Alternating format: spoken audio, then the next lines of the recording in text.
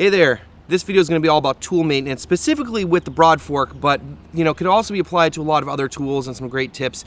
This is another video I did with Larry, the blacksmith. Hopefully you got to see that other video with his backstory and really the story behind this Broadfork here. But Larry's an incredible person and he's got some great tips about maintaining tools, and hope you enjoy.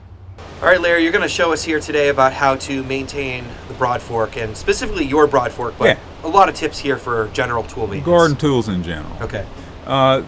Without the handles on a tool, they're nothing more than just a doorstop, and you should take care of the handles because they're hard to find good replacements. I have a gold mine in my handle company, and I love those guys, and I treat my handles with great respect. And take your fork apart. The reason I assembled it the way I did is so you could take it apart. You can maintain this. These handles could last you the rest of your life. And so let's show you how to do that. You need a wrench to take the bolt off.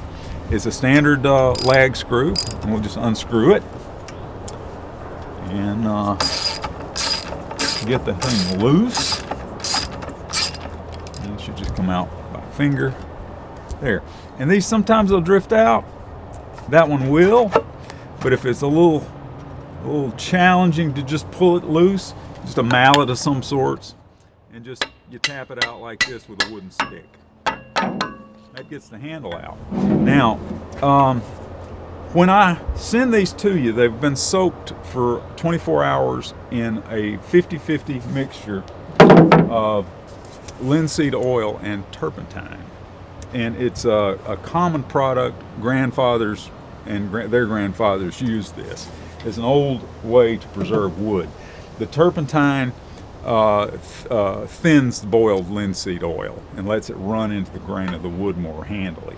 So when you get it to this point, you want to sand it a little bit, just lightly. And I won't go through the whole process of sanding the entire Broadfork handle, but get one of those sanding pads and it's real quick and easy.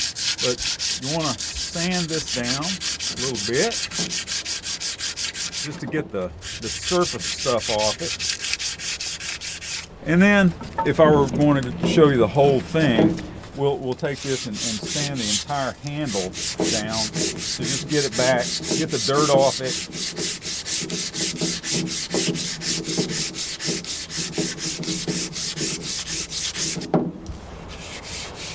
That's smoother already. You can see some ridges rising up here. You don't have to get that stuff off, but you should sand this on off.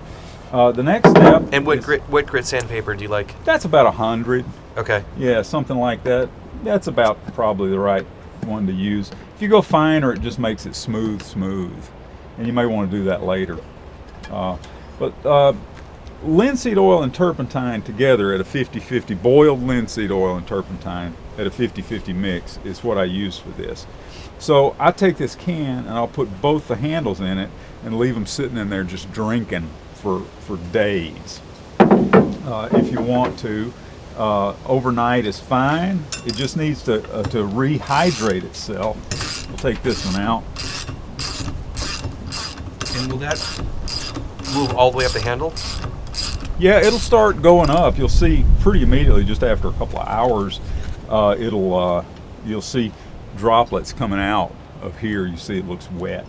It's starting to look wet. That one pulls out. Yeah, that one almost pulls out. Yeah, so that pulls out real easy. I don't know if you can get in here and see this, but there's where it's threaded in there. The lag screw actually threads itself into the wood to hold it all together. But we'll take both those now and sand them down, and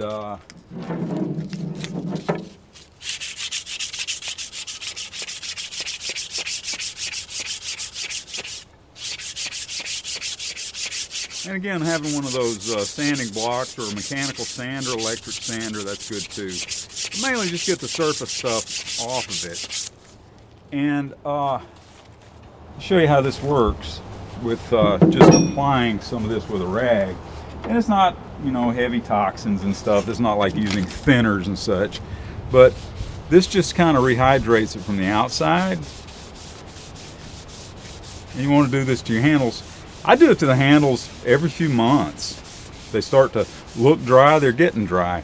But that just gives it something to help protect the oxidation on the surface of the wood. And then to put these in for an overnight soak, you just take your can and drop those in, and that'll just start drinking up this fluid, and you'll see in the morning this will be wet on the surface.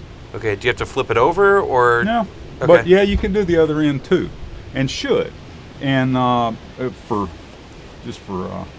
demonstration's sake, you can see the line where this has gone to is very distinctly different looking, and that wetness will kind of go away, but you can rub that on, and just do it by doing that. If you don't even want to leave them soaking, you can do this pretty regularly. I do this, man, if this thing's out in the weather at all, it's gonna appreciate a good drink every now and then. So, but do it. But you know, soak one end one day, one end the other day, and then rub the handles down with material. Also, if you want to really doll up your Broadfork, you can get some of this on here and just go over the surface of the fork too. Get that, just kind of stops the rust a little bit from growing. Don't worry about it much. Like I say, I don't paint these things, and this is just something that just kind of keeps the surface cleaner and nicer. The ends kind of take care of themselves. That's just polished from use. I like to see that. But that's basic handle care 101.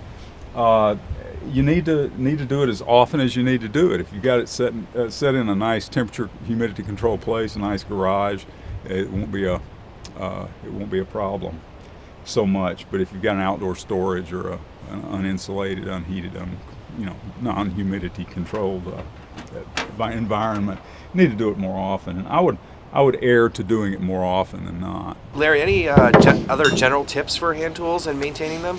Yeah, do it. Most people just, they buy the tool and they don't ever touch it again. Tools like hoes and spades, they're cutting tools. You're cutting through roots and turf and stalks of plants and things, and that tool needs to have a sharpened edge on it. If you take a hoe and sharpen it, just a touch with a file before you use it every time, over the life of the tool, you've saved yourself hours of work. You've just made it easier for the tool to do its job. Absolutely, I'm guilty as well. Yeah, I know.